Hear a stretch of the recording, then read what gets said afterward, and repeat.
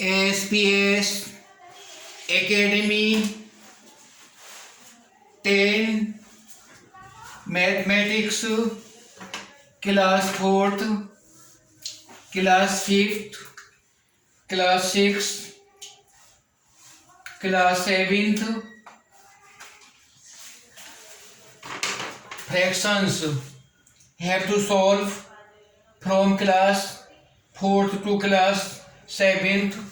Class 8 have to find the area of rhombus whose diagonals OA, OB, OC and OD are given. Find the area of the rhombus in each of the question. These four sides are equal. This is rhombus. And also find the perimeter of the rhombus and height. What will be the height of the rhombus? Have to find h of each question. Height of the rhombus have to find. Change into indirect from direct. Science. Digestive system. Draw the diagram of digestive system and which enzymes mix in mouth, which enzymes mix in stomach, and which enzymes mix in small intestine. Explain whole by drawing the diagram of digestive system. All these parts of the digestive in bio. In Bhagavad Gita chapter 3rd, which I am speaking in Hindi, you have to translate it into English and also write the all parts of speech from these which I have given here to have to hear understanding these.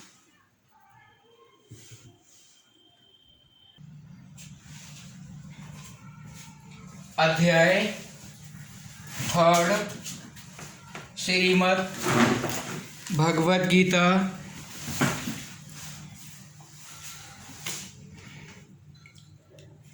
इस पर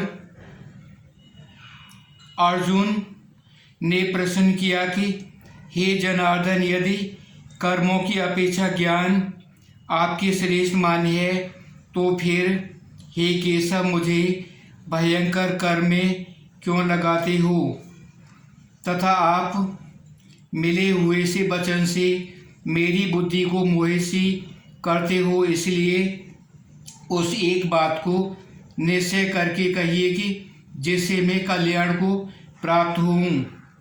इस प्रकार अर्जुन के पूछने पर भगवान श्री कृष्ण महाराज बोले, हे निष्पाप अर्जुन, इस लोक में 2 प्रकार की निष्ठा मेरे द्वारा पहले कही गई हैं। ज्ञानियों की ज्ञान योग से और योगियों की निष्काम कर्म योग से।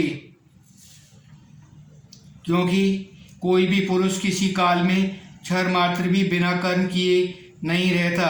निसंदेह सभी पुरुष प्रकृति से उत्पन्न हुए गुणों द्वारा परवश हुए कर्म करते हैं। इसलिए जो मूढ़ बुद्धि पुरुष कर्म इंद्रियों को हठ से रोककर इंद्रियों की भोगों की मन में चिंतन करता रहता है, वह मिथ्याचारी अर्थात दंभी कहा जाता है। और हे अर्जुन, जो पुरुष मन से इंद्रियों को बस में करके अनासक्ति हुआ कर्म इंद्रियों से कर्मयोग का आचरण करता है, वह श्रेष्ठ है। इसलिए तू आसक्ति शास्त्र विधि से नियत किए हुए स्वधर्म कर्म को कर, क्योंकि कर्म न करने की अपेक्षा कर्म करना श्रेष्ठ है तथा कर्म न करने से तेरा शरीर निर्वाह भी नहीं होगा। और हे अर्जुन, बंधन के भय से भी कर्मों का त्याग करना योग्य नहीं है। क्योंकि यज्ञ अर्थात विष्णु के निमित्त किए हुए कर्म के सिवाय अन्य कर्म में लगा हुआ वह पुरुष कर्मों द्वारा बनता है। इसलिए हे अर्जुन, आसक्ति को रहित हुआ उस परमेश्वर के निमित्त कर्म को भली प्रकार आचरण कर तथा कर्म न करने से तू पाप को प्राप्त होगा। क्योंकि प्रजापति ब्रह्मा ने कल्प की आदि में यज्ञ सहित प्रजा को रचकर कहा कि इस यज्ञ द्वारा तुम लोग बुद्धि को प्राप्त होवो और यह यज्ञ तुम लोगों की इच्छित कामनाओं की देने वाली होवे तथा तुम लोग यह यज्ञ द्वारा देवताओं की उन्नति करो और वे देवता लोग तुम लोगों की उन्नति करें। इस प्रकार आपस में कर्तव्य समझकर उन्नति करते हुए परम कल्याण को प्राप्त होवोगे तथा यज्ञ द्वारा बढ़ाए हुए देवता लोग तुम्हारे लिए बिना मांगे ही प्रिय भोगों को देंगे। उनके द्वारा दिए हुए भोगों को जो पुरुष इनके लिए बिना दिए ही भोगता है वह निश्चय ही चोर है। कारण कि यज्ञ से शेष बचे हुए अन्न को खाने वाला श्रेष्ठ पुरुष सब पापों से छूटते हैं और जो पापी लोग अपने शरीर पोषण के लिए ही पकाते हैं वे तो पाप को ही खाते हैं। क्योंकि संपूर्ण प्राणी अन्न से उत्पन्न होते हैं और अन्न की उत्पत्ति वृष्टि से होती है और वृष्टि यज्ञ से होता है और यह कर्मों से उत्पन्न होने वाला है तथा उस कर्म को तू वेद से उत्पन्न हुआ जान और वेद अविनाशी परमात्मा से उत्पन्न हुआ। इसलिए सर्वव्यापी परम अक्षर परमात्मा सदा ही यज्ञ से प्रतिष्ठित होते हैं।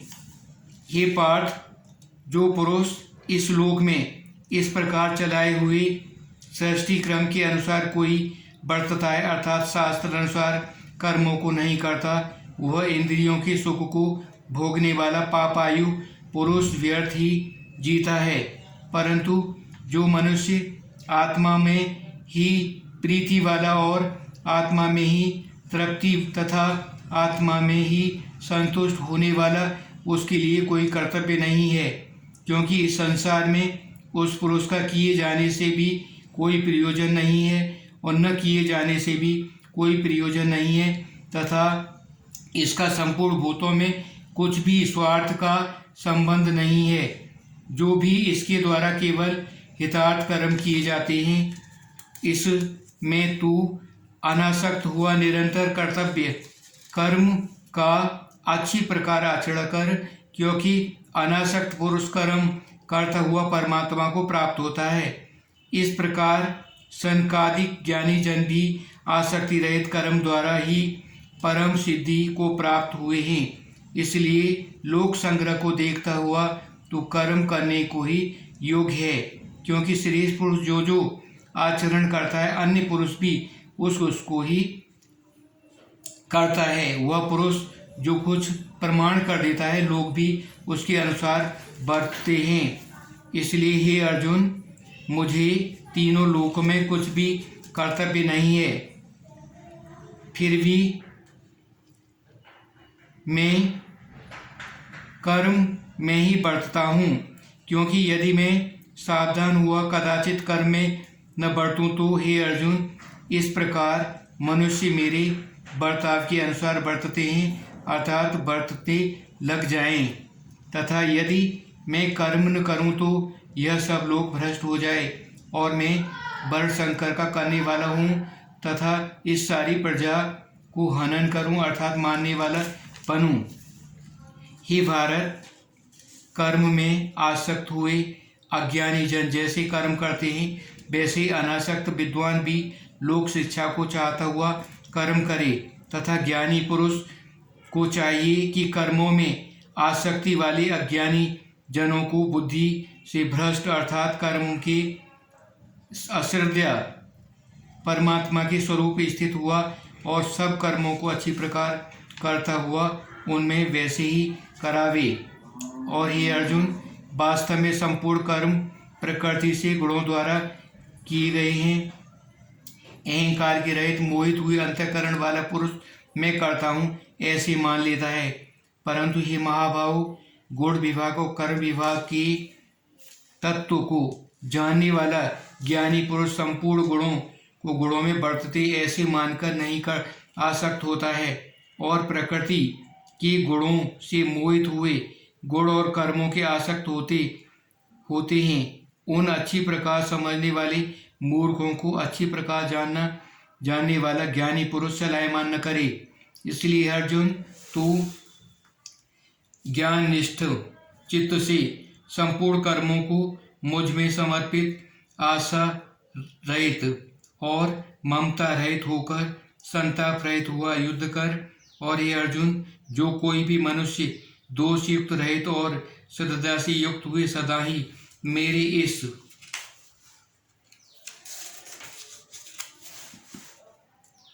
मन के अनुसार बरतते हैं, वे पुरुष संपूर्ण कर्मों से छूट जाते हैं।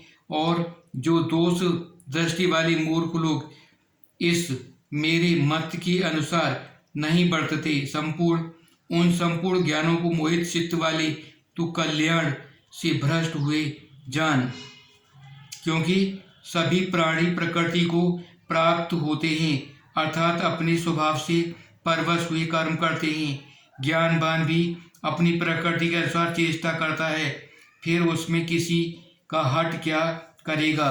इसलिए मनुष्य को चाहिए कि इंद्रिय के अर्थ में अर्थात सारी इंद्रियों की भोगों को स्थिति जो राग द्वेष उन दोनों को बस में नहीं होवे, क्योंकि इससे दोनों ही कल्याण में विघ्न करने वाले महान शत्रु हैं।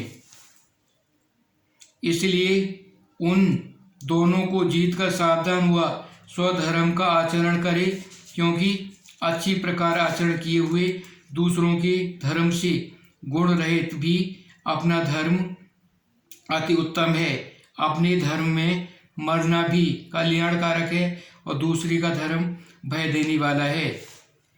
हे कृष्ण, इस पर अर्जुन ने पूछा, हे कृष्ण, फिर यह पुरुष बलात्कार से लगाए हुए श्रद्धा से न चाहता हुआ भी किसी को प्रेरा हुआ पाप का आचरण करता है। इस प्रकार अर्जुन के पूछने पर श्री कृष्ण महाराज बोले, हे अर्जुन, रज्जुगण से उत्पन्न हुआ ये काम ही क्रोध है। यही महान असन अर्थात अग्नि के सदृश भोगों से न तृप्त होने वाला और बड़ा पापी है। इस विषय में इसको ही तू बैरी जान। जैसे धुएं से अग्नि और मल से दर्पण ढका रहता है, जैसे जेड़ से गर्भ ढका हुआ रहता है, वैसे ही इस काम के द्वारा ये ज्ञान ढका रहता है। और हे अर्जुन, इस अग्नि सदृश न पूर्ण होने वाली काम रूप ज्ञानियों के नित्य बैरी काम ढका रहता है, तथा इंद्रियां, मन और बुद्धि इसके वास स्थान कहे जाते हैं। और यह काम इन मन, बुद्धि और इंद्रियों के द्वारा ही ज्ञान को आच्छादित करके इस जीवात्मा को मोहित करता है। इसलिए हे अर्जुन, तू पहले इंद्रियों को बस में करके ज्ञान और विज्ञान की नाश करने वाले इस काम पापी को निश्चय पूर्वक मार। और यदि तू समझे कि इंद्रियों को रोककर कामरूप बैरी को मारने की मेरी शक्ति नहीं है, तो तेरी ये भूल है, क्योंकि शरीर से तो इंद्रियों को पूरे श्रेष्ठ बलवान सूक्ष्म कहते हैं, और इंद्रियों से परे मन, और मन से परे बुद्धि, और बुद्धि से भी परे अत्यंत आत्मा है। इस प्रकार बुद्धि से पूरे परे अर्थात सूक्ष्म तथा सब प्रकार बलवान श्रेष्ठ और अपनी आत्मा को, मन को बस में करके ये महाभाव अपनी शक्ति को समझकर इस दुर्जय कामरूप शत्रु को मार। इस प्रकार भगवान श्री कृष्ण ने अर्जुन को 3rd अध्याय में उपदेश दिया।